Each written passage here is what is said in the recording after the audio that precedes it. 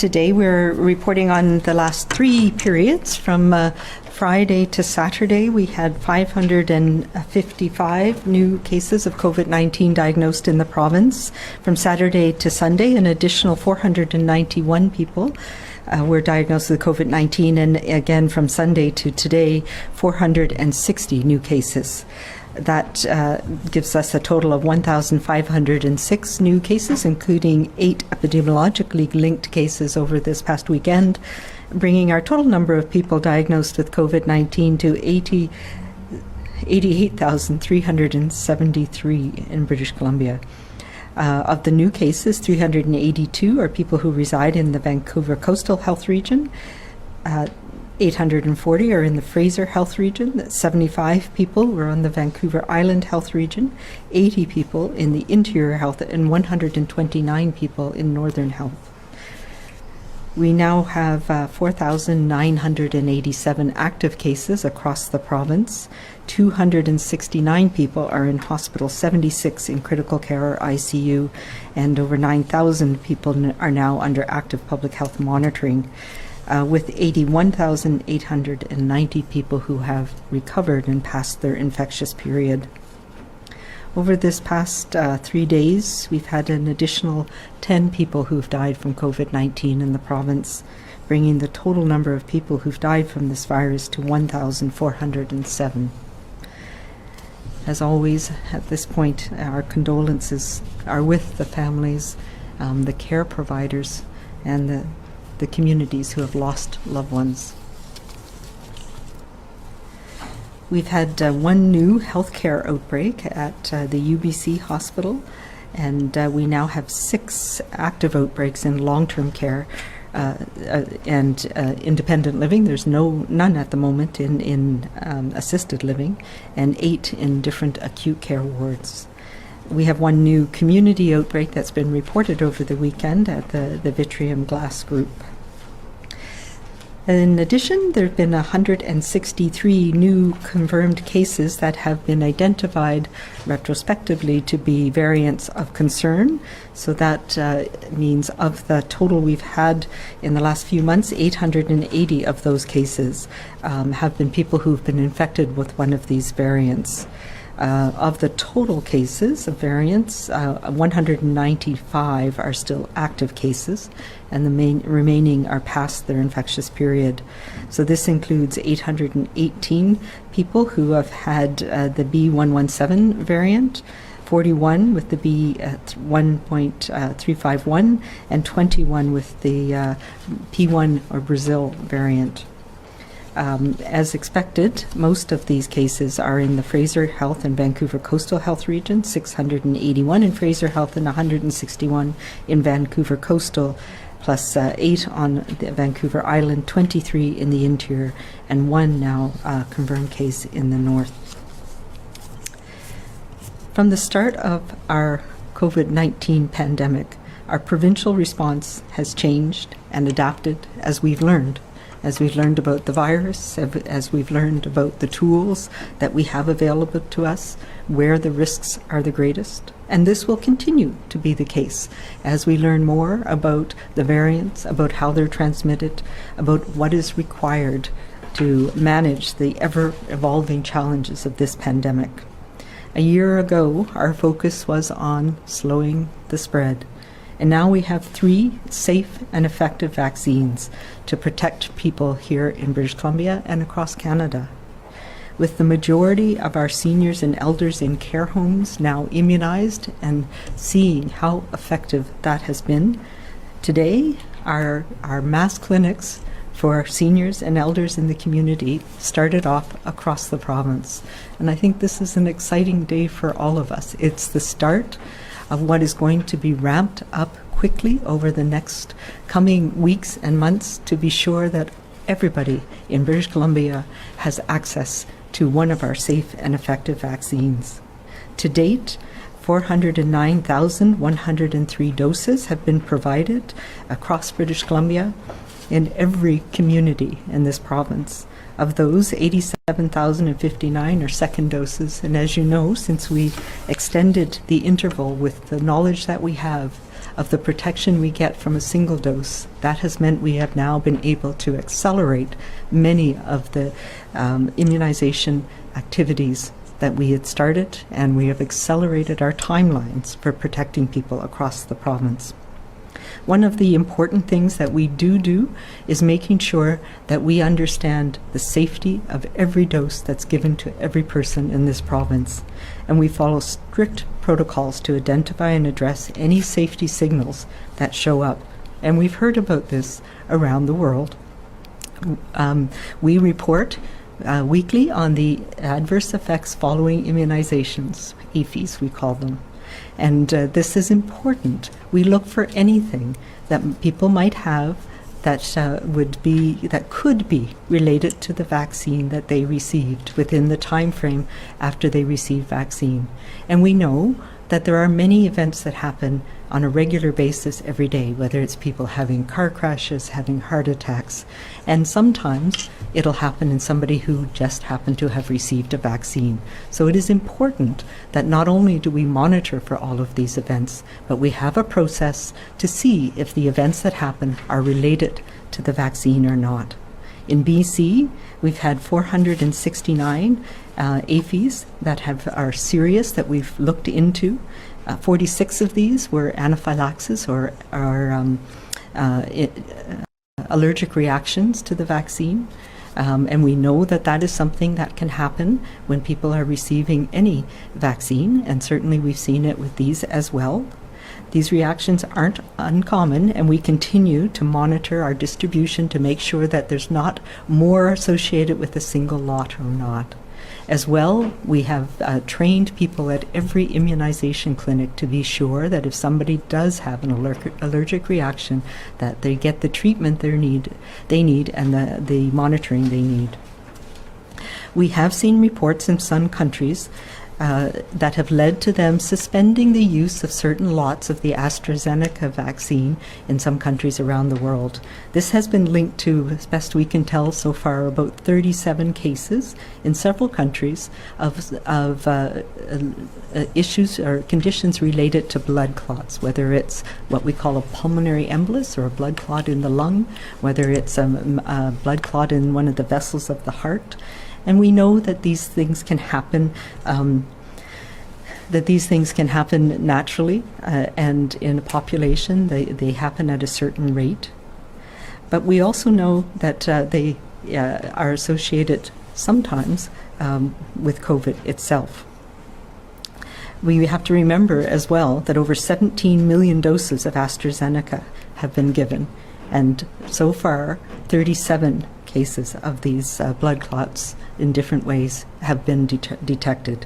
This is lower than we might see even in the general population without vaccination. So those are the types of assessments that are going on right now in places like the EMEA in Europe, the World Health Organization. Health Canada is in touch with our counterparts in the UK and in Europe to make sure that we have all of the information about what they're looking at, what lot numbers are involved, what products are involved. And we are confident that that is not a risk that we are seeing here in Canada with the AstraZeneca, the Serum Institute of India vaccine that we have here, the Covishield vaccine, and we'll be watching this very carefully. The other thing that I think is really important is, this shows us that our safety monitoring is working, that we know that certain lot numbers might be more associated with these than others, and that the investigation is happening. But we also remember that every day some people have heart attacks, car crashes, etc. Sometimes these things happen in people who happen to receive immunization, and we monitor to make sure that it's not greater than we might be expected. But we also know that infection with COVID-19 can lead to these types of conditions as well at a much higher rate. We have seen that here in BC, tragically, where we've had even young people have died at home from blood clotting, whether it's a heart attack or a pulmonary embolism. And we also know that the vaccines that we have are remarkably effective and safe, and the risk of having the vaccine is dramatically decreased compared to the risk of having COVID-19. There are no safety signals in the UK or in India or in Canada. And the best vaccine that you can take today to prevent you from getting the COVID-19 is the one that you receive first. All of our vaccines are safe and effective in BC. We know as well that vaccine appointments are now open for anyone over age 80, staggered over this week, and Indigenous peoples over age 65.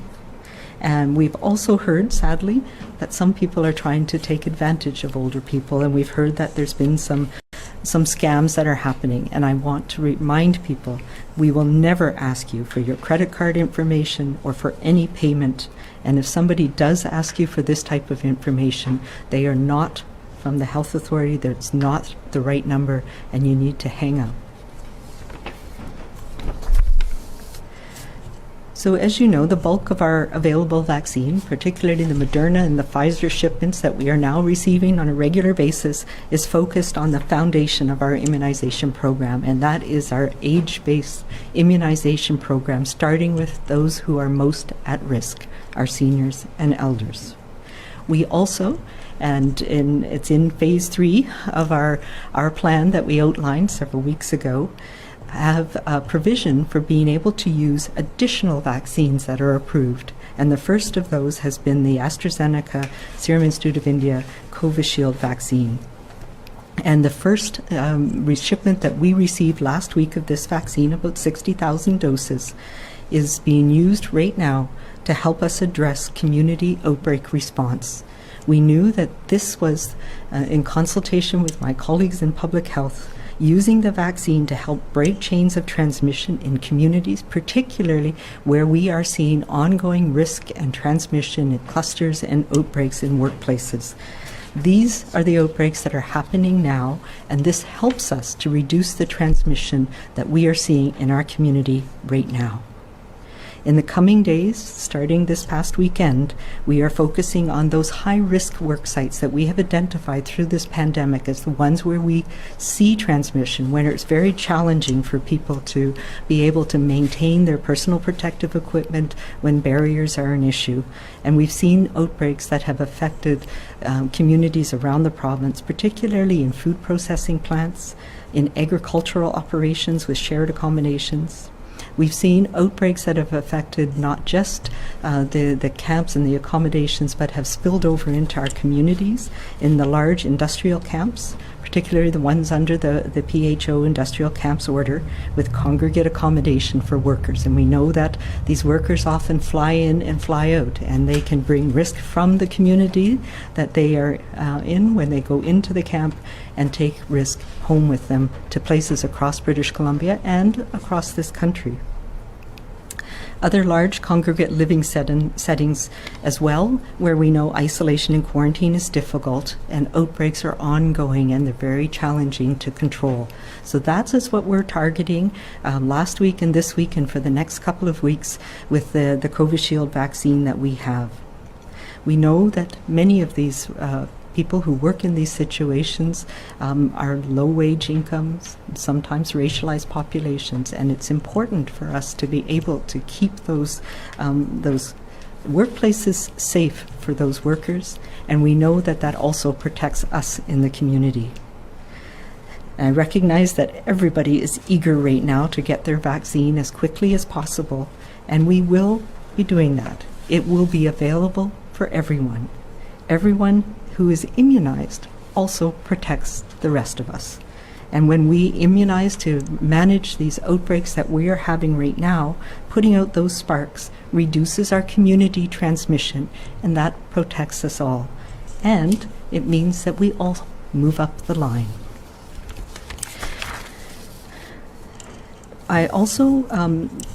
We will also be putting together, we expect to receive more of the AstraZeneca and Serum Institute of India vaccines in the coming months. It has still not been worked out exactly how much we're receiving when, but our BC Immunization Committee and our Public Health Leadership Committee have put together our guidance based on the ethical principles, on what we have from the National Advisory Committee on Immunization, and in the coming days we'll be presenting this publicly so you will know who the next groups are on this parallel track.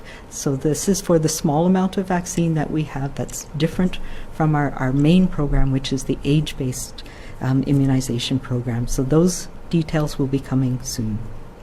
As well, I've been reviewing the provincial health officers' orders. As you know, we amended the orders to allow for small outdoor gatherings. And we've started a process led by Dr. Robert Daum in November to provide public health and myself with advice and expertise on faith services and religious services around the province.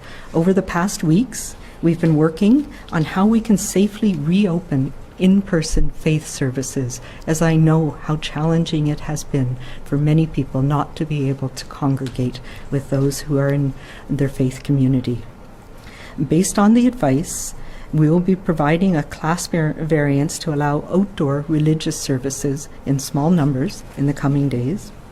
And I'll be working with Dr. Daum and the reference group that he has pulled together to create a class variance for Passover and Easter, and to have these to people by early next week, and based on the advice that we are getting from leaders in those communities.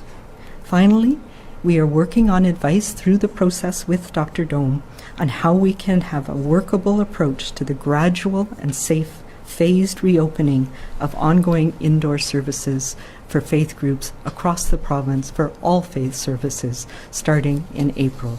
And more details of that will be coming very soon. This is a time of hope as more people are immunized, but it is also a time of caution. We still have community transmission, and all of those things that we're doing to try and manage outbreaks in communities around the province, we know that some communities are affected more than others. The number of new cases is still very high, much higher than I would like it to be. We have very powerful means to push back the virus through our vaccines, but we also need to make sure that we're doing our part, particularly in those higher risk environments when we're indoors, close to people, with numbers of people. It's important that we have our connections safe. And by that, right now, it's focusing on what we can do together in small numbers outdoors. So I ask you to please make this small group of 10 a safe 10. Do it to protect those that you are closest to. Means we need to stay outside and continue with our safety precautions of fewer faces, open spaces, and safety layers in place. Our pandemic is still here, and we are still facing those headwinds, but we have lots of momentum now, and we know that will push us forward. Each day more people are immunized, our shared protection increases, and we get one day closer. And with each day we continue to be kind to each other, to be calm and to be safe. We will build our own momentum to get us through this phase of our pandemic.